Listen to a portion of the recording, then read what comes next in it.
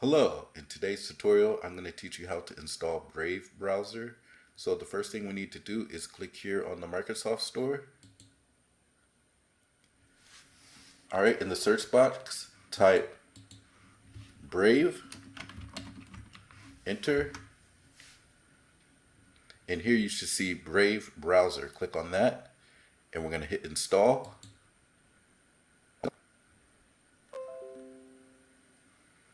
Alright, Brave browser has been installed. Now we can exit out of this. And then I'll click X on here. It's your choice whether you would like to pin it to your taskbar. I'll go ahead and say yes. So I have Brave browser here on my taskbar. We'll double click here to open Brave browser. And we have Brave browser. Skip this. Maybe later. I don't want any data sent. Finished. Alright, and now we have Brave browser. Let me check eBay. Looks good.